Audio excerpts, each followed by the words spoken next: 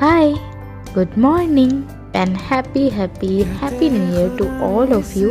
অনেক প্ল্যান করার সত্ত্বেও কোনো কিছুই ঠিক করে এক্সিকিউট করতে পারিনি। হ্যাঁ, ঠিকই শুনছো, বছরের প্রথম দিনে সবার মতো আমিও অনেক প্ল্যান বানিয়েছিলাম যে আজকের দিনে অনেক কিছু করব, ঘুরতে যাব, পিকনিক করব, লাঞ্চে যাব, বাট কোনো কিছুই ঠিক করে উঠতে পারিনি।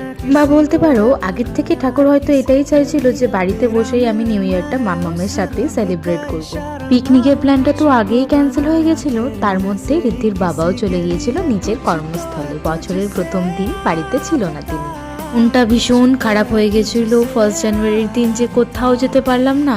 তাই মন ভালো করার একটাই জিনিস হচ্ছে, সেটা হচ্ছে ভালো মন্দ খাওয়া দাওয়া। তো চলে এসেছিলাম সোজা রান্নাঘরে, ঝটপট করে তৈরি করে নিয়েছিলাম আমার স্পেশাল চিকেন বিরিয়ানি। স্পেশাল বলছি কেন, আমি না সম্পূর্ণ আমার স্টাইলের করি, কোনো রকমের কোনো আমি ভিডিও ফলো করি না। আমি আজ থেকে 4-5 বছর ধরে এইরকমভাবেই বিরিয়ানি বানাই, আর বিশ্বাস করো খেতে কিন্তু দারুণ হয়। তারপরে দেখো রান্না বান্না সেরে নিয়েছিলাম, আর ঋথিমাকেও স্নান টান করে খাইয়ে দাইয়ে ঘুম পাড়িয়ে দিয়েছিলাম, আর আমিও এদিকে স্নান করে নিয়েছি। এবার হয়তো তোমরা ভাববে যে আমি জনসনসের ময়শ্চারাইজার কেন মাখছি।